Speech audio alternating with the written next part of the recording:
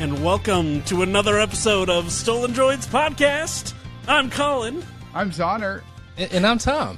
We got Tom. The world is flipped upside down. I've got a pretty new soundboard, and it's amazing. And it has all the things that I could wish for in the world. You do. And so I've taken over. Yes. It's a trap!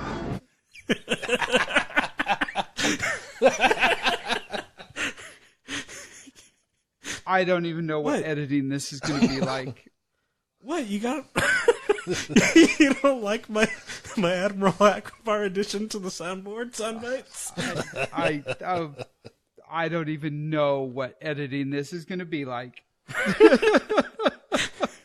It's going to be the best editing you've ever done. Oh my gosh, how many hours is this going to take me?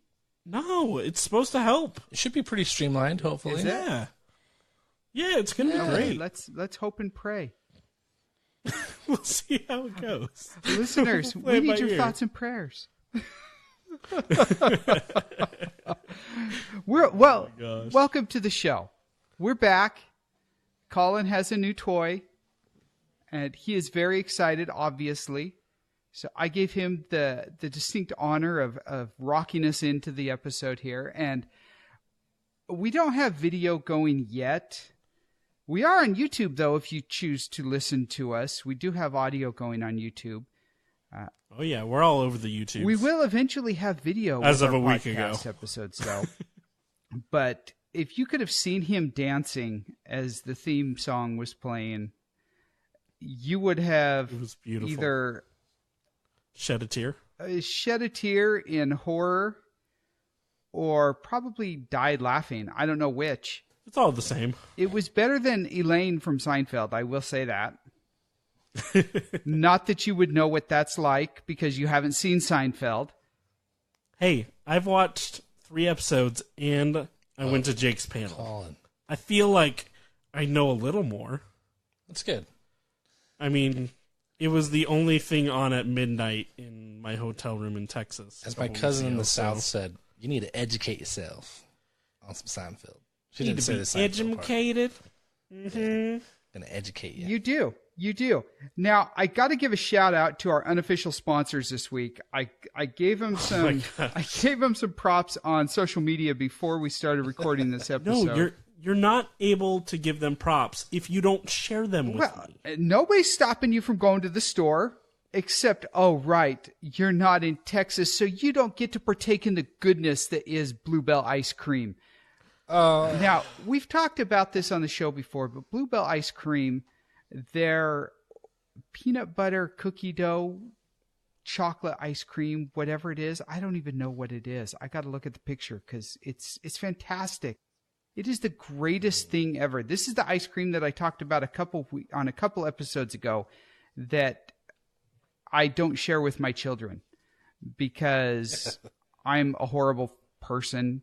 A horrible father, apparently. Selfish, maybe, but it's good ice cream. And I have a lot of kids. And if I were to give them my chocolate peanut butter cookie dough Bluebell ice cream, It'd be gone in one sitting. it would be gone in like 12 minutes. It would be like if a horde of locusts came through Egypt and just destroyed everything in biblical times. Bluebell locusts. Yes. So Oh my gosh. I got to give some shout outs to them for unofficially supporting us by giving me the energy to record this episode running on 2 hours of sleep. And Rain, Total Body Fuel, energy drink, sour apple flavor. Yeah, they're doing it for me tonight as well. I will say this, though. Do not mix the two because the flavors should not be combined. Oh my gosh. Bluebell's so good. Bluebell is delicious, and the sour apple Rain is delicious. Oh, gross. I don't know. Sour I gotta apple? give that a shot. I don't understand how people eat apple. So, as we all know, Eat apples? from the gummy bear, Like apple flavor. like apple flavoring. It's a hit and a miss. Yeah, like even like gummy bears, which we all know what happens when people touch my gummy bears. You get stabbed. Yeah. I can take a picture of this right now. Right next to Collin's gummy bear box is a pocket knife. This is not on purpose. I don't know. There is a pocket knife. Horrifying. Ranix's gummy bears. I'll send it to you. But yeah, so anything with green flavoring and like sour apple, I can't stand it. If it's green, I don't touch it. All right then. I don't know. Limes? I'm not a big lime fan. I'll take lime in my drinks. What about key lime pie? Key lime pie I like, All right. but it's not really green. Yeah, it is. It's a key lime. The inside Green. isn't, the outside. But when you get a key lime pie, it's not green. What color is it? It's kind of like a creamy green. Yeah, It's a key lime green. it's not really green. It's like a beige green. I don't know. What about avocado? Yeah, avocados. Avocados I do like. Guacamole. We like guac. We want guac. We want guac. We're just going to go Oh through my all the gosh. green Frickin' foods tonight Elmo. on this episode and see which ones Collin will and will not consume. That would be the most boring episode ever. Yeah, it's going to be an absolutely terrible episode. So apologies in advance. But we're going to learn all sorts of new things, like what food is green. I think we should tease next week's episode though. I think we should too. So we have a couple different things coming. So next week we're doing a 3-episode long podcast, and it's going to be put across 3 different podcasts.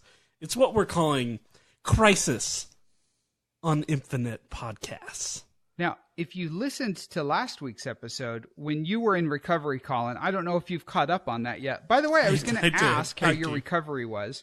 I know it wasn't. It's it hasn't okay, been minus 28 the days. con crud. Oh my gosh! Not that type of recovery. I'm not Con gonna say. crud usually comes and goes pretty quick. Oh, con crud. I thought you were saying like Contra. Like Iran Contra. I was like, No. Iran Contra recovery? I'm not like in recovery for selling contraband or something. Iran Con... No, never mind. I'm not Yeah, gonna Collin go. was involved in selling arms in the 1980s to rebels. He's just now getting Oh out of my recovery gosh. with Oliver North. Wow. Oh, And I wonder how horrifying. many of our listeners actually understood that reference. I didn't learn about Iran Contra in school. I learned about Iran Contra from American Dad. Because they do a whole episode about finding Oliver North's gold buried under Stan Smith's house. And I learned about Iran Contra from watching the Iran Contra hearings when I was a child. Well, thank you guys for sharing. I appreciate that. I'm an old man. Now, Crisis on Infinite Podcast. There's a video. There's a video that explains it all in song. Iran Contra in song, and it's done on American Dad. It's hilarious. It's like I don't school, want this in my life. Schoolhouse Oh my Rock. gosh. Anyways, Crisis on Infinite Podcast. We're going to be going episode by episode onto 3 different podcasts. And the first one will be Stolen Droids podcast. The second one will be Movies That Make Us podcast. And the third one we'll be announcing later this week. It You will guys be don't an get to know undisclosed podcast. Oh, But they are joining the Stolen Droids podcast network, and we're super excited about it. They've got a super great show, and yeah, you guys are going to love it. And so you'll really get to know all of us here at the Stolen Droids network throughout these 3 episodes, and it's going to be awesome. And the amazing thing is, I will be there in person for the recordings. Yeah. woo woo! So Holla. it will be a full house.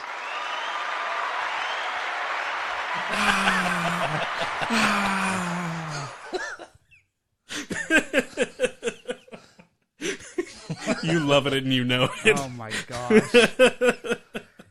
Okay, let's talk about things that are green again. So, tomatoes. Split peas. Tomatoes, yeah. Tomatoes aren't green. Green tomatoes. Have yeah, you never they're had a fried green tomato? I've never had a fried green. green Oh my tomato. gosh. I haven't either. 'Cause Why I are think we talking? tomatoes Why are just- we You guys talking are in, about this? you guys are in Texas. Well, We you're in have- Texas. We have rotten Sorry. tomatoes to talk about, guys. We do. That's true. And we also have Joker, who has green hair. Ah, taste that. Oh my gosh. Ooh, that would be greasy, I would imagine. I don't think he showers. Can you call me Joker? You touch my hair. Oh my gosh. So there has been some controversy stirred up. Joker, the movie coming out October 4th with Joaquin Phoenix, has gotten quite a bit of controversy over the last few weeks. It recently won the Venice Film Festival, and then all of a sudden it started getting all sorts of negative reviews. People are saying that it's promoting all sorts of horribleness, and well, yeah, he's a bad guy. He's not going to be out there promoting peace and love. Peace and love. Peace and love. I mean, that's not who Joker is. If you've never read a comic book, what are you doing? I mean, people that are thinking that this movie is going to go out there and do anything but promote anarchy and freaking awfulness need to understand what they're getting into. I can just see it now. Joker, the heartwarming film of the year. It's the feel-good movie of the year. Feel good with that. Oh my gosh. Seriously, it's like people who went and saw Deadpool expecting some sort of romantic comedy. I mean, didn't we kind of get a romantic comedy? A little bit, but there was a whole lot of blood and guts, and it wasn't really the romantic comedy type. I don't know. It wasn't comedy. It wasn't She's All That with Freddie Prinze Jr. Okay. That's a rom-com. Yeah.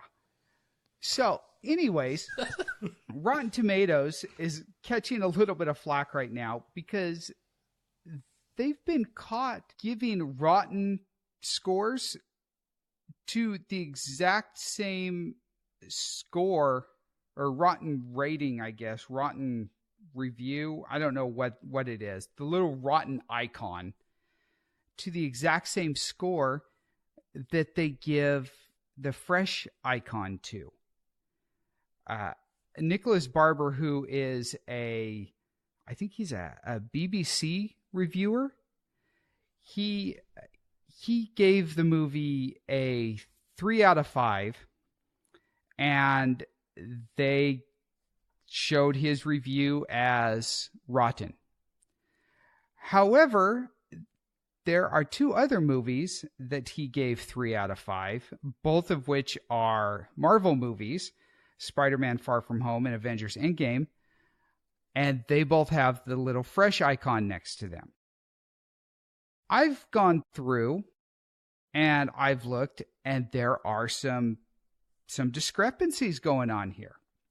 There are some reviews that have 3 out of 5 that have the rotten icon, and there are some that have 3 out of 5 that have the fresh icon. And there's a lot of people saying that there's some sort of conspiracy with Rotten Tomatoes to try and bring Joker down because of this new controversy that's out there saying that it's promoting violence and it's promoting all this stuff that we shouldn't be promoting and glorifying. Someone's in bed with Big Tomato.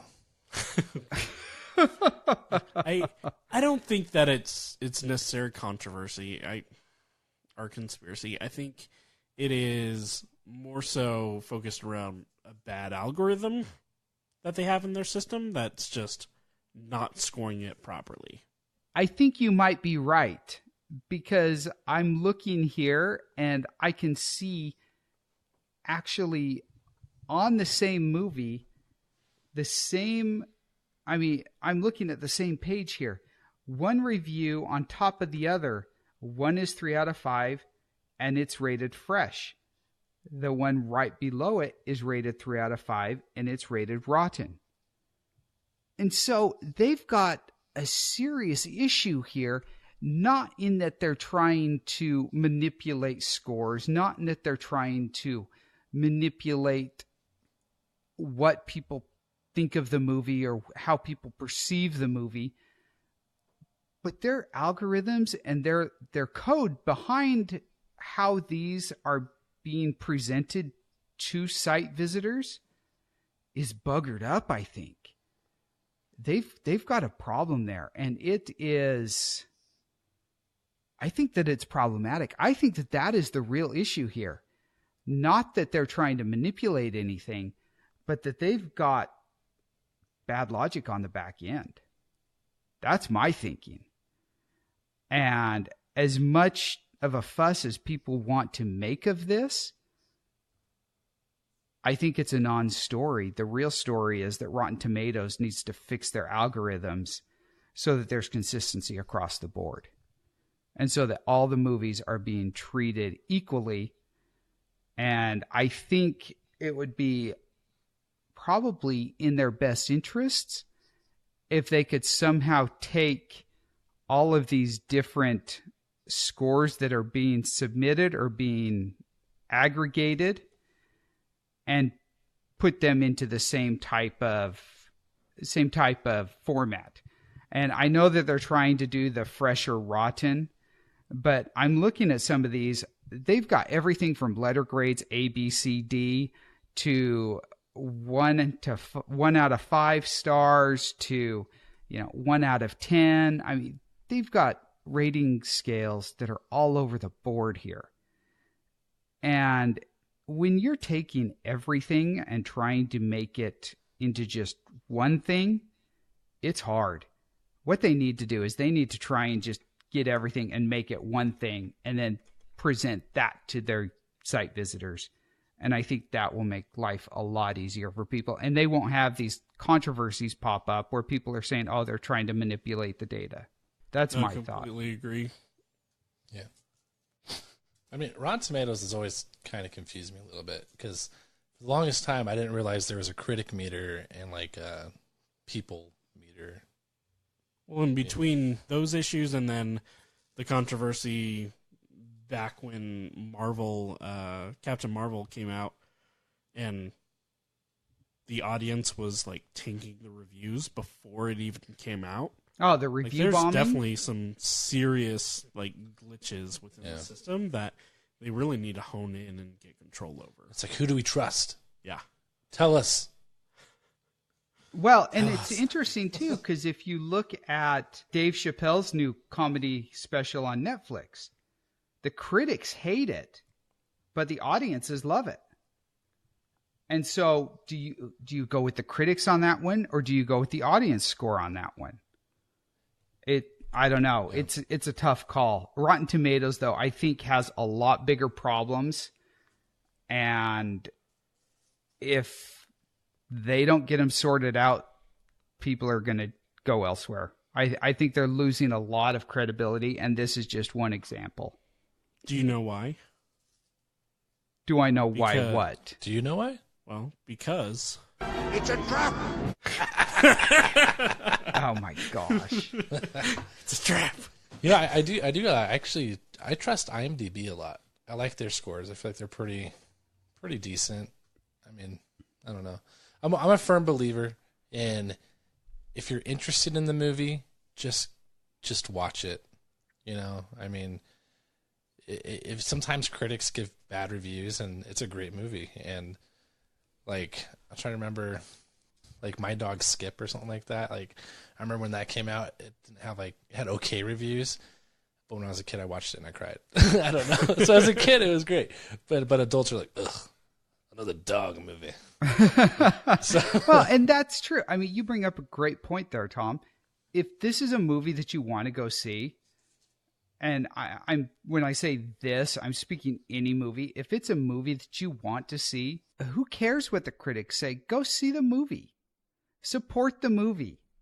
The filmmakers put forth the effort to make it. Show your appreciation and go see it. And if you're sick the day that it's in the theater, then catch it when it's on Netflix. Yeah. It's like, what do you got to lose? Like an hour of your life? I mean, Yeah. Like, at least you enjoyed it. Or if you hated it, then it was like when Tom Cruise came out with the new Mummy movie. I went and saw it. It had horrible reviews. I really didn't like it, but it was still fun. And I was like, all right, it was worth my time. Yeah, I mean, I've walked out of one movie in my life, and I've been to some movies that I didn't really enjoy. I've been to one movie that I was straight up pissed at and wanted to leave. But my wife wouldn't let me. And then I went to another movie that my wife really hated, and we left. And I mean, that's it. If you don't like the movie, just leave. Most theaters will give you your money back. Go support them, though. If you're interested, go support them. But what do you guys think? Send us your thoughts, feedback at stolendroids.com. I'm curious if you think that Rotten Tomatoes has a bigger problem, or if this is just a non-story and people need to shut up. I'll tell you what is not a non-story, though. J.J. Abrams just got paid like a lot of money, about $250 million in terms of a lot of money. Now, the Hollywood Reporter is reporting that Bad Robot, his production company, has signed a deal with Warner Media to produce original series and films for Warner Brothers Pictures. So they're going to be doing their video games and digital divisions and TV and films and, I mean, everything. So, I mean, this is a big deal. This is a really big deal. I mean, considering some of the tanks that they've had over the last couple of years here, or, well, probably even longer than that, it's nice to see that they're actually stepping up with someone that actually knows what they're talking about versus kind of being on the lower scale of things at times, I feel like. Yeah. Now, my first thought when I saw this is, are they going to let him have control of the DC universe? I think they would. I don't see why they wouldn't. Oh, I hope they do. I think that's what would be most attractive to any of the films that they're producing right now. Do you think they're going to keep going on with like the Justice League type thing, or are they going to start doing more of these break-off films like Joker and things like that and let his company run with those ideas? I think they've learned, I hope they've learned by now, that you can't just rush a universe. Yes, that I hope so. You have to take it in like Marvel and have this build up over 10 years before you start bringing in these heavy hitters, instead of just being like, oh yeah, cool, Darkseid's here after 3 years, and he's one of our biggest villains. Oh, by the way, here's Justice League. We've only showed you a couple of the characters, so let's give you a couple intros, and we'll see how it goes. That was like thanks, bye. So what you're saying is the Big Bang doesn't work. Exactly. Zack Snyder's Big Bang. Yeah, that was not a good thing. They really needed to build that up, and you're exactly right, Collin. Marvel spent a lot of time developing that, and people, by the time the first Avengers movie rolled around, people were really looking forward to seeing that. And by the time Justice League rolled around, people are like, wait, who are these people? Yeah. And I remember I'm on the record as saying I enjoyed Justice League. I've enjoyed all of the DC movies. I've had a lot of issues with them, but I have enjoyed them, and they are nowhere near the caliber of Marvel. But I really hope that Warner has figured out that they can just turn it over to J.J. Abrams. I mean, look at what he's done with Star Wars. Oh yeah. That is my hope. And Star Trek that's right, Star Trek. Oh yeah. He set the tone for the new Star Treks. Yep. I forgot he did that. Man, this guy does everything, doesn't he? Yeah. I mean, he's kind of a big deal. I mean, Apple wanted him. Apple was willing to do an exclusive deal for $550 million. And he turned it down. So who knows what Warner's offering? Well, do they know? They broke out to that? It's $250. So he took less money, and I know that they've said why he took less money. but I haven't actually seen why. I've just seen that it was reported. Do you know why it was? No, I didn't. Was it have to do with read too far Yakko into and Wacko? Yes, exactly. He just wanted to work with them. I honestly think it's all about creative freedoms. I think Apple would be more micromanaging, and they have their own specific things that they want pushed, while J.J. Abrams probably could get more creative control over Warner Brothers. Which makes sense. I mean, but from what I've heard, Warner Brothers has been pretty micromanaging, at least in terms of their DC universe. And that's been part of the problem from what I've read. One, I'm sure he's had those negotiations and said, listen, it obviously didn't work in the past, so let's figure out how we're going to fix this in the future. Yeah. Yeah, and I'm excited for that. And I'm sure he is, because, that's a big payday. For sure. That does not suck to get that kind of a paycheck. Yeah, I'm sure he's like 250 million or 550 million. Like what's the difference? I mean, at that point, it's like, yeah, whatever. Yeah, I mean, really, does it matter at that point? What are you going to do with the money, anyways? He's going to build his own Millennium Falcon in his backyard. He's like, "This is mine." I wouldn't blame him in the slightest. He built his own droid army. He will build his own working Millennium Falcon. He will be the first person to make the Kessel Run. He's going to team up with Elon Musk. It's all going to be solar powered. Oh my gosh! Which is going to suck once they get out of the distance of the sun. Right. Didn't think that one through. The Millennium Tesla. The Millennium Tesla. Yes. Oh man, that would be awesome. That would be awesome. Now, you mentioned, or Collin, I think you mentioned a moment ago, the Avengers. That all started with an end credits scene in the first Iron Man movie. We were teased with the post-credit scene where Nick Fury shows up and tells Tony Stark about the Avengers Initiative. And geeks everywhere peed themselves with excitement, knowing that, we're going to start to see movies that are all going to tie into each other, and this is going to be fantastic, and oh, yay. Well, we've got a never-before-seen deleted alternative scene that actually reveals a little bit more than what the original theatrical scene tells us. And in it, we've got Nick Fury introducing himself, and he talks about radioactive bug bites, gamma radiation, and mutants. Why don't we just play it here?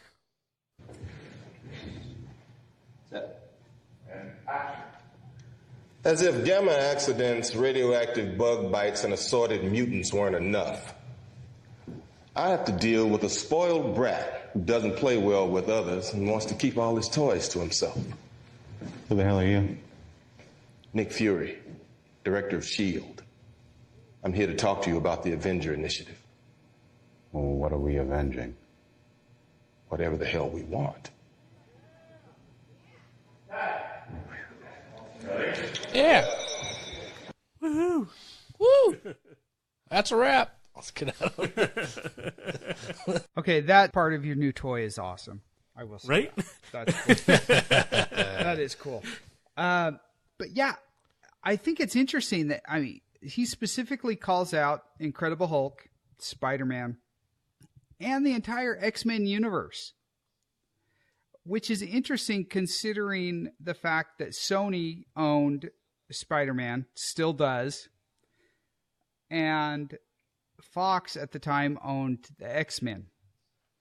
And so I don't know if that was Disney or Marvel being bold and thinking, okay, are we just going to throw this out there and try and have fun with it and know that we'll never actually run with it? Or did they have any intention of actually using this? Well, it could be a couple things, because at the same point, we're starting to prep to launch Agents of S.H.I.E.L.D., right? I think Agents of S.H.I.E.L.D. came out a year or two after this. Can't remember for sure. It came out after the Avengers movie, the first one. Agents of S.H.I.E.L.D., the TV show? Was it before that? It was a few years later. Agents of S.H.I.E.L.D. came out after, what's-his-face Oh, no, because dies. it was Civil War that we started seeing it being connected. I think it was Age of Ultron was when... it was after Age of Ultron was when they did Agents of S.H.I.E.L.D., because that dude dies, then he shows up in the show, and everyone was like, what? He's alive? And he's like, yeah, I didn't really die. Yeah, so we do have like the Inhumans built into that, which are basically mutants. Like, I don't really see any characteristic definitions around that. And so, one, I think Inhumans will start becoming mutants before we know it now.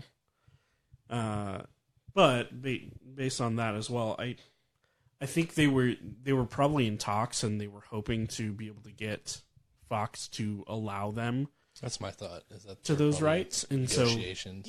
and so they just filmed it to hopefully be able to get it in there.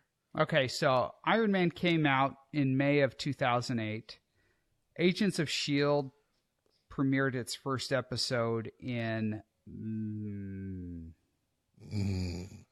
like September of 2013. I was a little off. 5 years. Yeah, it was a few years. It wasn't one right after the other, but we can go with that sure. if you want. Makes sense. But I think that would have been a lot of fun had they gone with that. I mean, even just referencing it would have really excited the fans, but the way that they did it still worked, and it still achieved the end result that they were looking for. So I guess that they made the right decision, because ultimately they were successful. But I guess you go with what works. What doesn't work is MoviePass. Oh my gosh. If you guys have a MoviePass and you try and use it, good luck, because it's not going to work anymore. I had a MoviePass when it first came out, and that thing was amazing. And it was great for like a couple months, and then I canceled it once they started having the problems. But I'll tell you, like I saw so many movies at that time. It was fantastic.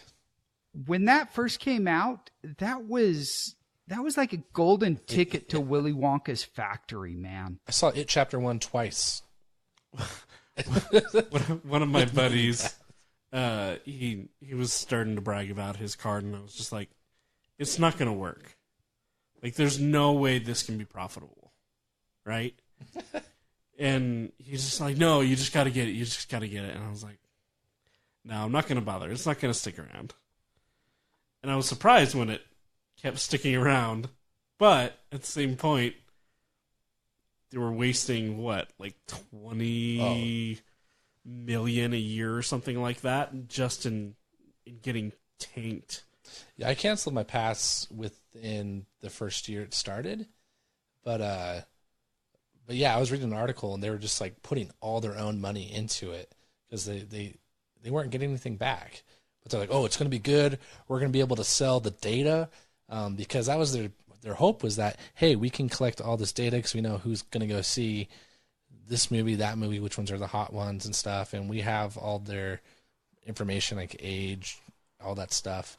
And so that was their hope. And they were pretty sly about it too, because they didn't tell you up front that, hey, we're going to be collecting a lot of this data for these purposes. Yeah. And then, I mean, even down to, hey, this is my location right now where I'm purchasing this ticket. And it's like, yeah, that's true. They could be like, hey, people in Summerlin, Las Vegas like this movie in this area. And they would rather go to this theater than this theater that's like within 10 minutes of them. Sneaky.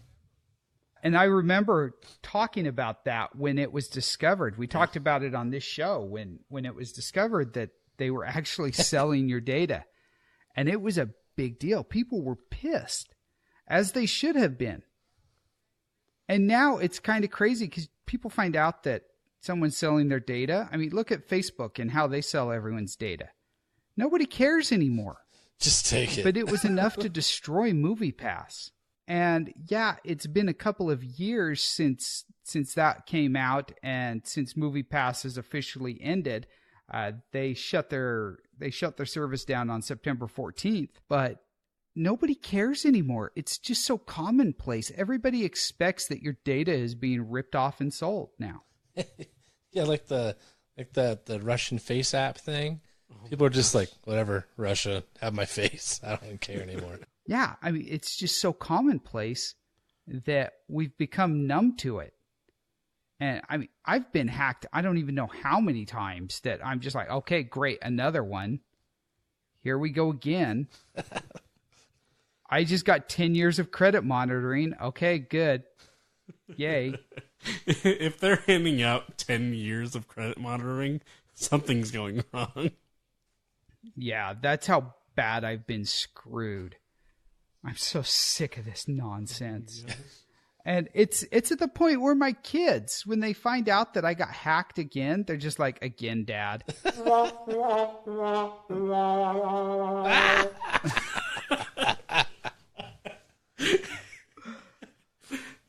Just the pity noise. Everyone's so sad for everyone's so sad for Zonner and his hackathons. Oh man, it's crazy. Well, let's talk about some other sad news. Let's talk about some tech.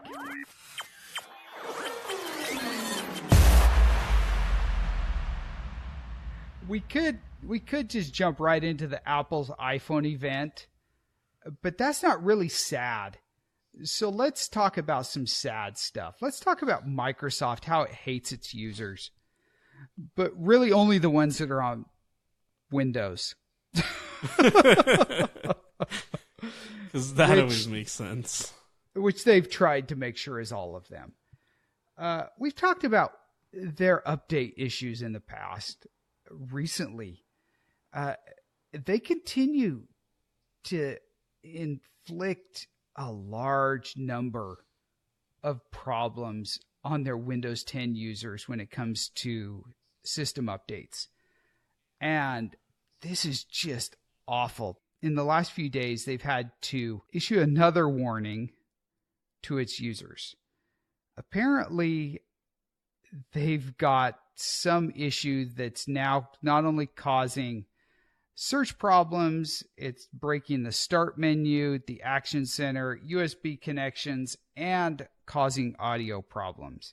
The latest update is KB4515384, which sounds like a droid in the Star Wars universe. A little bit. KB. It is awful. Apparently, the start menu is going to stop working if you've upgraded, and you're going to get a error message saying, we'll try to fix it the next time you sign in, and next time you sign in, your start menu is not working, and I mean, just all sorts of problems. The action center is broken. You left click on the calendar, the volume icon, the internet access, all of them fail to respond. What is Microsoft doing? How are these getting through their QA department? So I support multiple companies' IT infrastructures, right?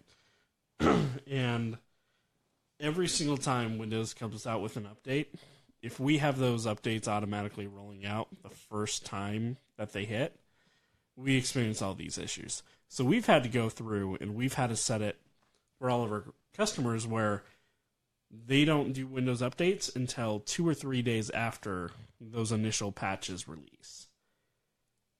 Because so you can see what kind of damage is actually left? Exactly. Well, then that way, we're not affected by it. None of our customers have to worry about these crappy QA things because usually by the next day, they've removed it. And I it's don't this constant understand cycle how with they can Microsoft. do this. Well, and it's not like it's just been over the last year, right? It's Oh, something yeah. that's been happening time and time again for the last couple decades. Like, I remember working for Staples about 10 years ago, and systems would come in after having a Windows update performed, and their whole OS was corrupt and just dropped to dead.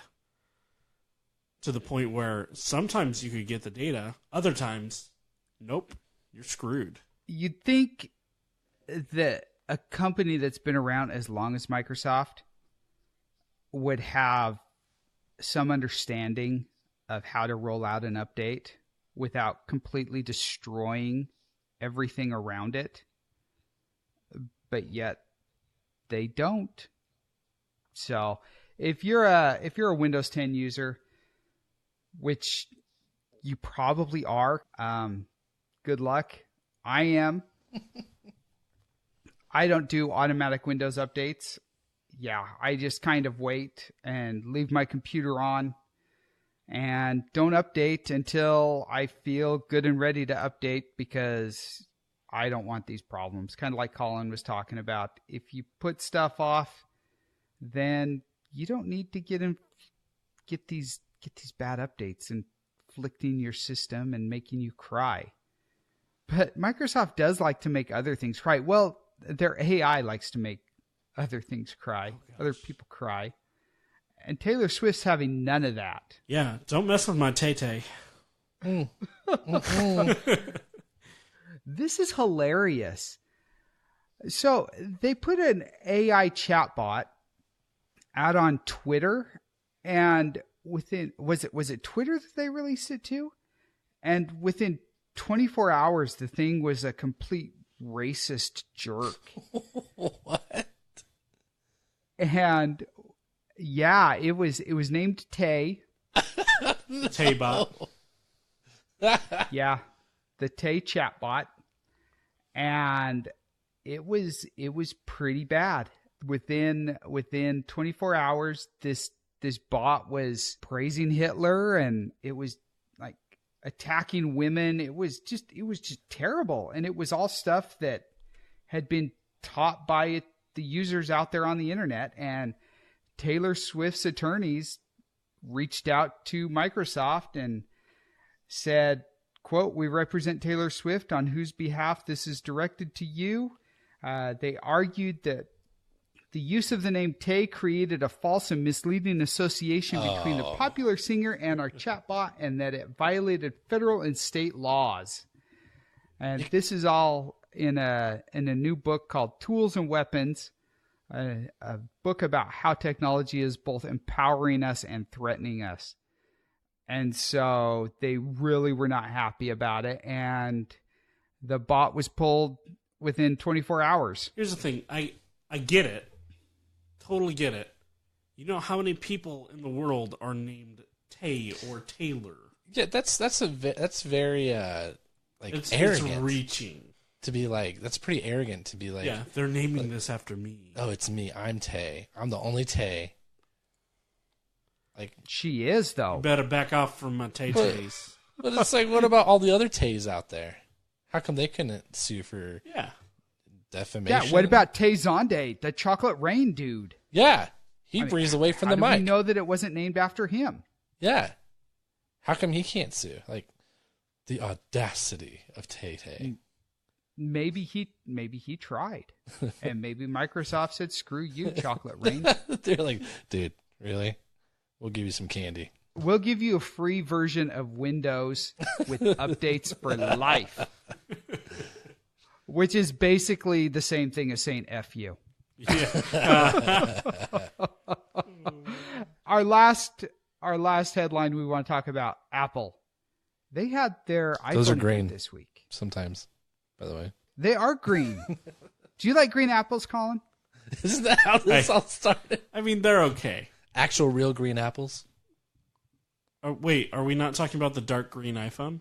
We could. That's Don't the new eat it. colors. That's going to hurt to pass. Give it a lick. I don't know. It's supposed to be water resistant. Up to like, what, 10 feet or something? I don't know. Something like that. I mean, I've taken my iPhone through the ocean before, and it's been fine. Did you lick it? I didn't lick it after.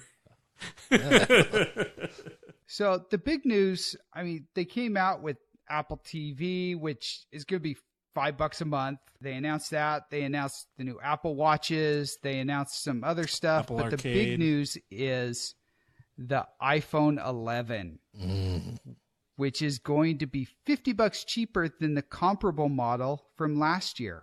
What was it? The iPhone XR? Uh-huh. The iPhone Czar. Last year we thought that we were done with the sub $700 phones. Oh, yeah. Especially from Apple. And so that's a big deal for a lot of people. They thought that Apple had forgotten about them. And Apple apparently did not forget about them. On the flip side, they now have the Pro models, which are still just as expensive as the others. But And let's be honest, it's not because they're beautiful. No, but those cameras look pretty They sexy. produce some amazing things. I don't want to jump ahead of you, so I'll just. But on that Oh, please, display please, that they were jump showing, ahead, jump ahead.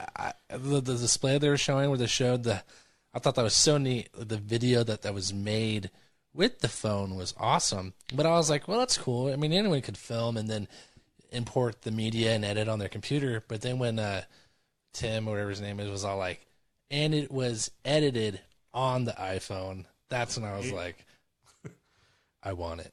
Yep. Now we're getting along here. Well, and the low lighting on that was just amazing. Like, holy cow. You can't take an XLR or XLR, a DSLR to make some of those shots sometimes. Like, it takes an amazing camera to go through and do that. Yeah. And just to have that done with an iPhone, Yeah, I freaking really, sweet. and the lenses, how it has the different MMs. Yeah. No, in each and every lens has its own function. And Zonner's just looking at us like, you frickin' little Apple hobos over there. no, I'm just thinking, and the beauty part is you can also shave with them because they look like a Norelco razor. Everyone's going to cover it with a case anyways. So, like, you know, who cares? I mean, you're still going to see it through the case, though. That's true. Well, it's true. But No, actually, I keep thinking, the night vision camera and a lot of this functionality, Samsung's already got. My S10 has the night vision. But this is the Apple. Oh, that's right. When Apple at thinks its of finest, it, all when right? Apple does it, they're the first to do it. Period. They Obviously. really are. I forgot that's how all innovation is now. If Apple doesn't do it, then it hasn't been done before. It's never existed. yeah, just like 5G, it doesn't exist because it's not built into the new iPhone yet. But no, I mean, it is pretty slick.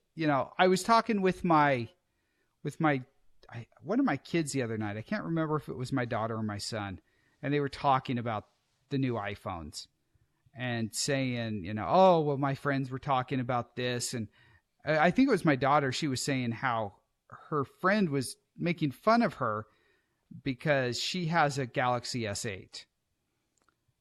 But he's got a Galaxy S7 with a shattered screen. And so she's like, I don't know what the deal is, but I guess he's getting the new iPhone. He's going to be buying the new iPhone. I would make fun of her too. Because he's at the point where he can afford the $700 phone. And so that's what he's going to be getting for his next phone. And so he was talking, all the smack saying, the new iPhone is awesome and that's what I'm getting. And Is this your high school daughter or the one that's getting married? my high school daughter. And he has money to buy himself this phone. Is he selling? Or his What's- parents have the money. something? Does he have which is probably a the side case. deal with selling gummy bears? Oh yeah, selling Special gummy bears? only green gummy bears. I mean, that's what I would use to sell She those was kind of saying gummy that bears. he was just like ripping on it. And she said, I don't understand, he is a Samsung user. Why would he even switch over? And I had to explain to her, well, the iPhone users like their iPhones and they make a good product for a certain demographic. And I was trying to not like disparage the iPhone to my child, but it was difficult. I succeeded, but it was difficult. I'll say, for me, iPhones, like, I know there are great other phones out there. Like, there's some great Galaxies and other things that I don't know the name of. But for me, iPhone, it's just comfortable. It's just what I know. And I'm just, like, too chicken to venture out. That's all. And that's okay. Well, it's not that I think it's, like, the thing is, superior. It's just what I know, and I like it. Well, and sure, Android phones are more customizable. And that was actually what I get told that. her. That's the big selling point for me. But for a lot of standard users who aren't, big power users, that can often be a big issue because then they don't know how their phone is working when things just randomly go awry. Yeah, you can get or lost. You install some weird APK and now your phone is acting all wonky, just like if you were to jailbreak an iPhone, right? Yeah. It just leads to all these different issues, while iPhones don't really have that many issues just standalone. They just work. They function. It's like the Galaxies in those phones are the Wild West, and they're out there trying new things, but you can also like get malaria and die and like shot up at a saloon. And iPhones are like, we're here civilized in the north, Oh, that's not a northern accent, but you know what I mean, where it's like the tried and true. Here in the north. Yes, that is exactly we sound like we're from the south. Oh my gosh, Androids are Wild West, and iPhones are the educated individuals. Yes. Because Yankees talk like this. Well, here in Savannah. Are you saying that the iPhone is a southern plantation owner? I'm not going there. Because I think that you just brought all sorts of slavery and racism into the mix that you probably didn't want to. Oh, not going there. Nope.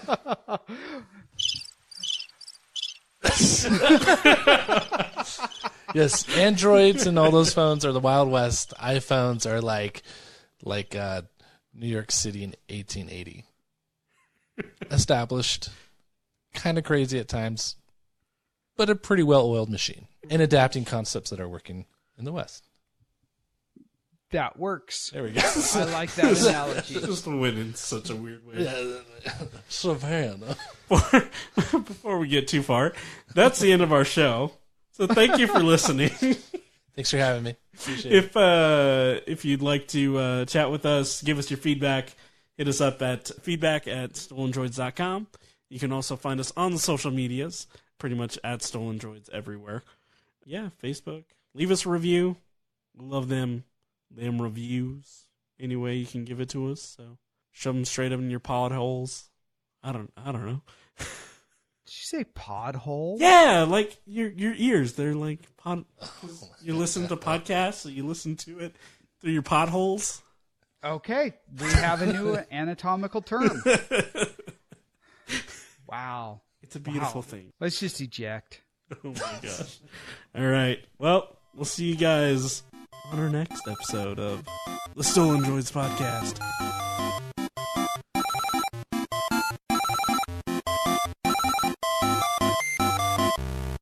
This has been a Stolen Droids media production.